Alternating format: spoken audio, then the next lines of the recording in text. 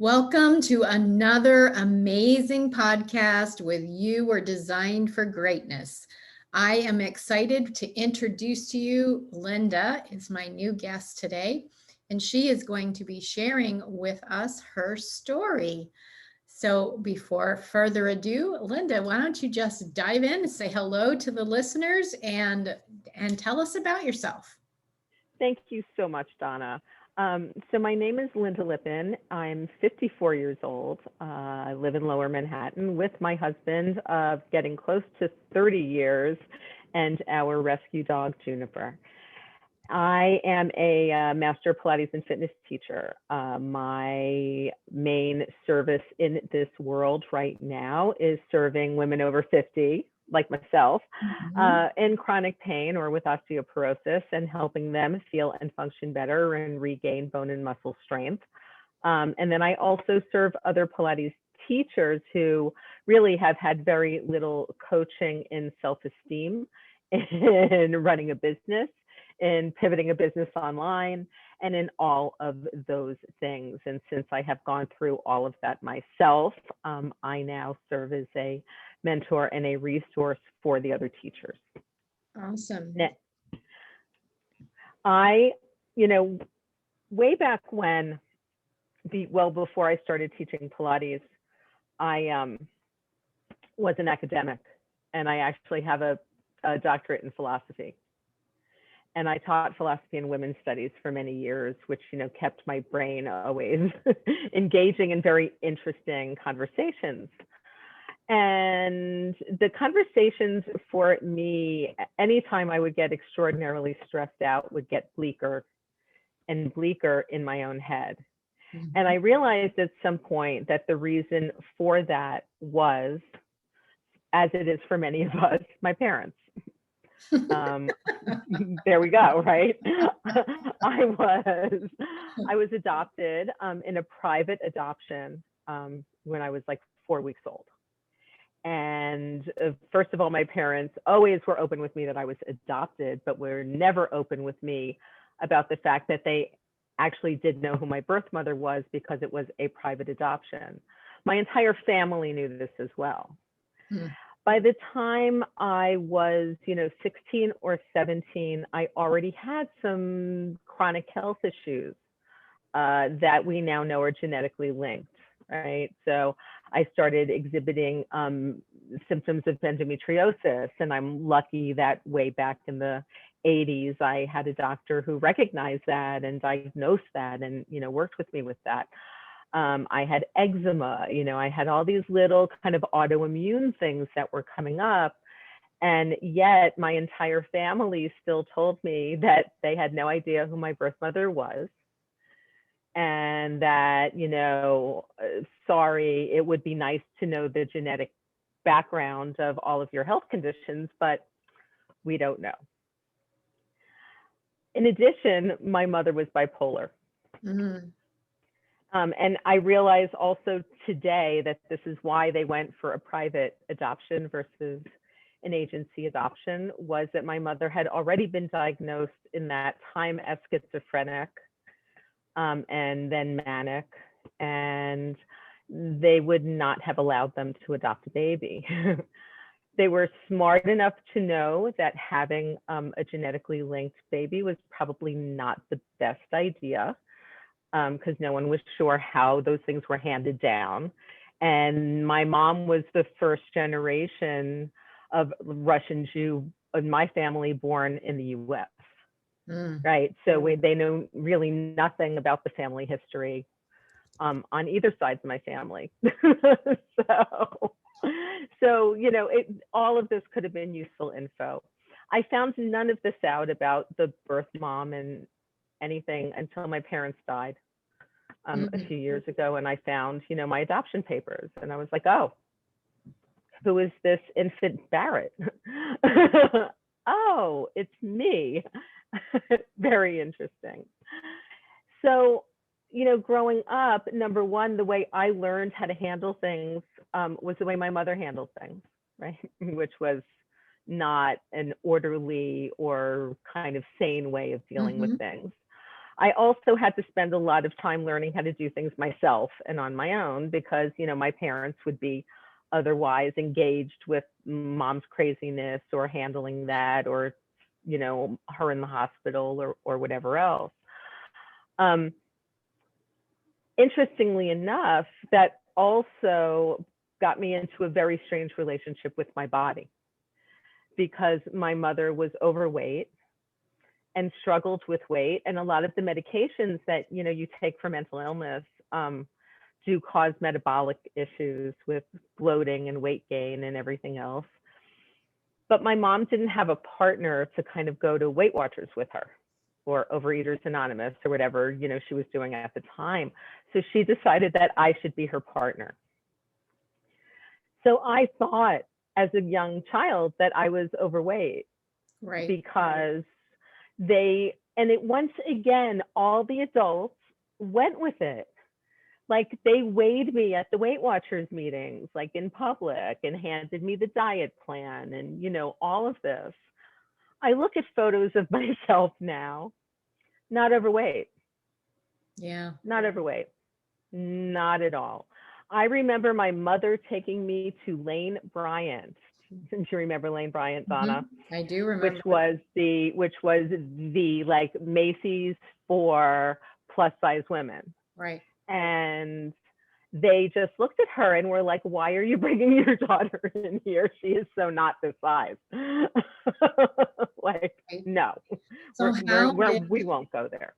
How did having a mom affect you that wasn't all, you know, that was mentally ill?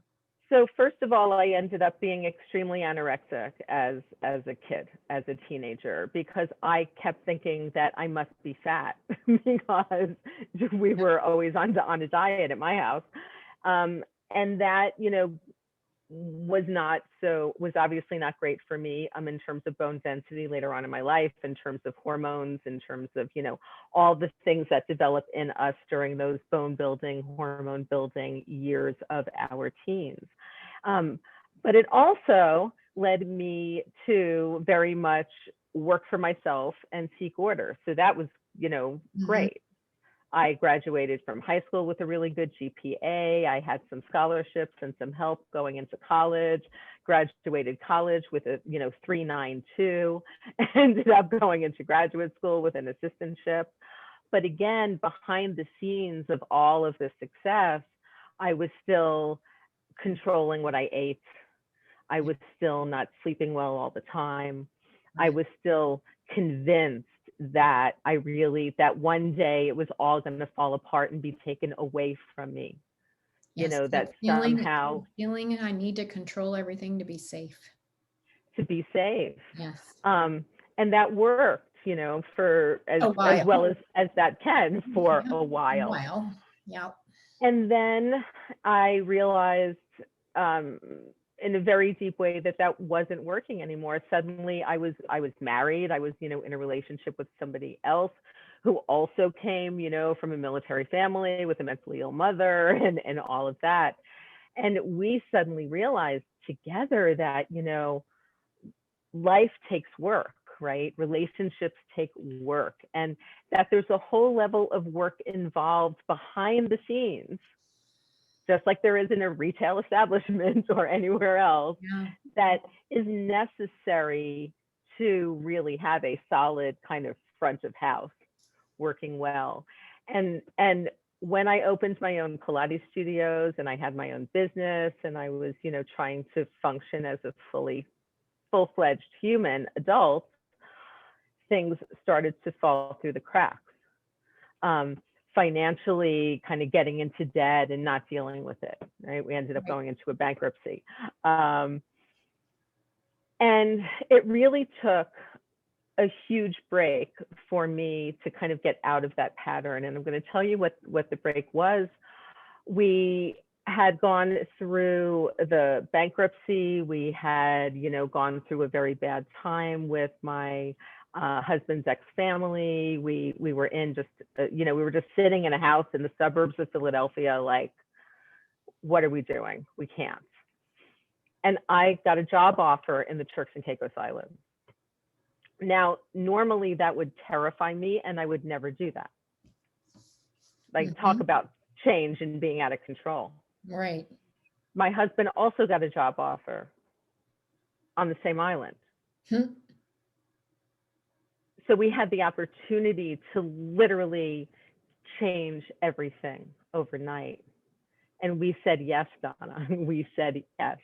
And I don't know how I did it, but I was just sitting there and I looked at my husband and I said, if we don't do this, we are going to be sitting here depressed in this house 10 years from now saying, why didn't we go?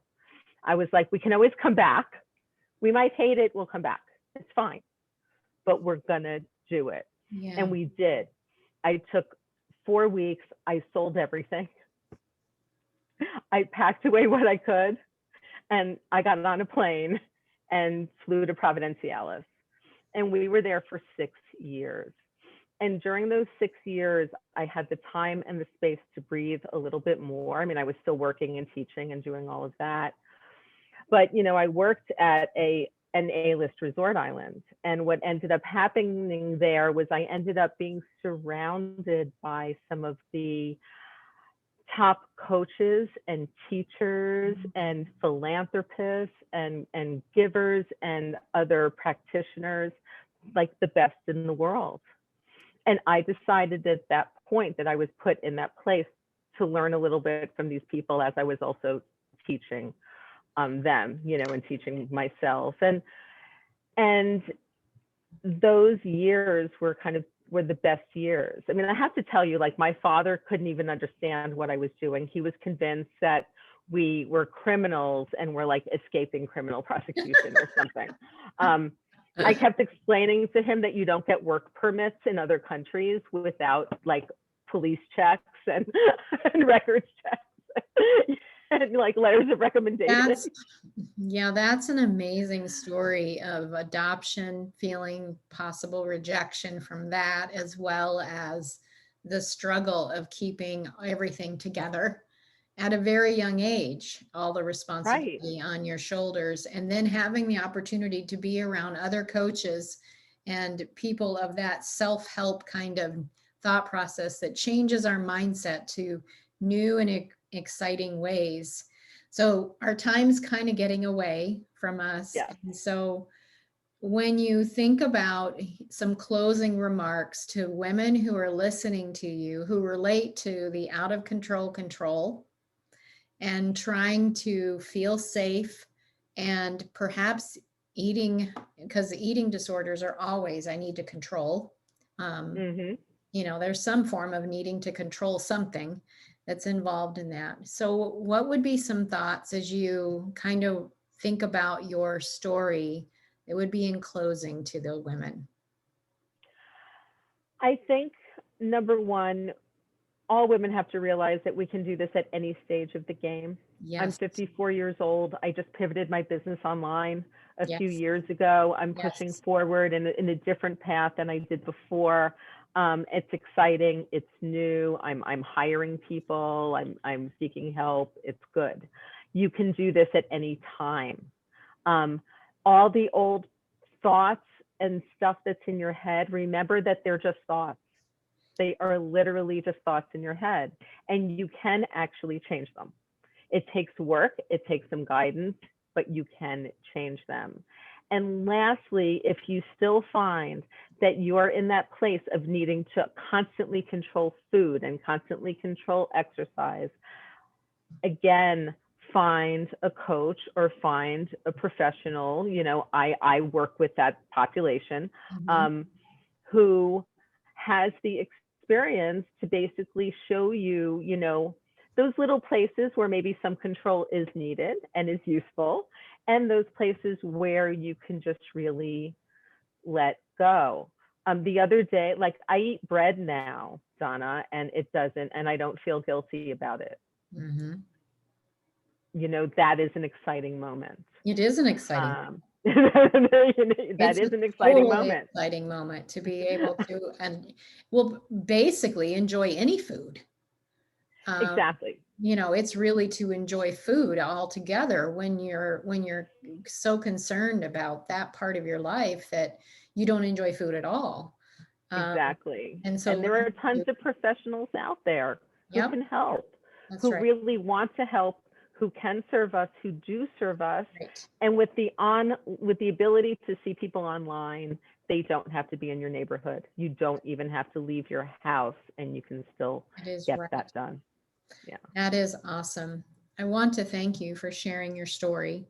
And we will put in the show notes how people can get in touch with you if they would like to get more information about your Pilates programs and things that you have available, and connect with you and maybe ask you some questions as well. So Wonderful. you can do that. So we'll put that in the show notes. And I want to thank you. You may not feel like it, but thank you for being brave enough to share your story and to be vulnerable enough. And all the women that you are helping that are in pain, who think they can't move, showing them how to move. So I commend you for that. And I thank you for sharing with us today. Thank you, Donna.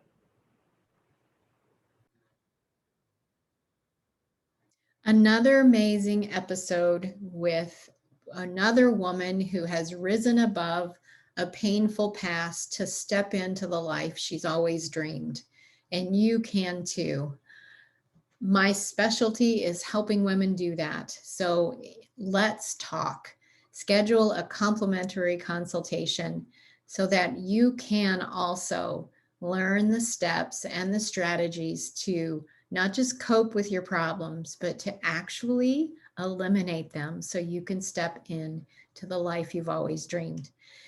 As we conclude this episode, I'd like to also recommend that you share and like and give reviews on this podcast. It helps us to reach more women all around the world. Until next time, this is Donna saying live and love vibrantly. Bye for now.